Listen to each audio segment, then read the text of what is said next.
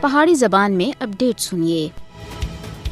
Auckland New Zealand دے اوٹھا سکائر ہوتا ہے اس اتوارے کو سکھاں دا کنی وطن واسطے ریفرنڈم ہو نیوزی لینڈ سن 6 فار جسٹ کو آکلینڈ وچ خالستان ریفرنڈم کرانے دی اجازت دے چڑی ہے۔ بھارت دی خفگی اور دباؤ دے باوجود مودی نیوزی لینڈ وچ سکھاں دے خالستان دے قیام واسطے ریفرنڈم کو روکنا وچ بالکل ناکام اور نامراد ہو گیا ہے۔ یہ پہلی باری نہیں بلکہ اس سے پہلا بھی خالستان ریفرنڈم ہو چکا ہے۔ اپنے کنی وطن واسطے خالستان ریفرنڈم وچ سکھاں دی بڑے پیمانے اتے شرکت بھارتی ایوانا بچ لرزہ طاری کر چھڑیا ہے۔ بھارتی حکومت کو ڈراونے خواب اینے شروع ہو گئے۔ اس خالستان ریفرنڈم دا نتیجہ اقوام متحدہ اور بین الاقوامی اداروں دے نال شیئر کیتا جلدی تاکہ کنی سکھ وطن دے قیام واسطے عالمی حمایت حاصل کی جا سکے۔ خالستان ریفرنڈم بھارت کو سکھاں اتے ظلم و ستم ختم کرنا واسطے ایک مضبوط پیغام ہے۔ بھارت کو سکھاں دی آزادی دے پیدائشی اور بنیادی حق واسطے لے تو لال تھی کام کرنا دے بجائے تسلیم کرنا چاہیے۔ کسی کو غلام رکھنا سراسر انسانی حقوق دی خلاف ورزی ہے۔ آج ہی نہیں بلکہ سکھاں کو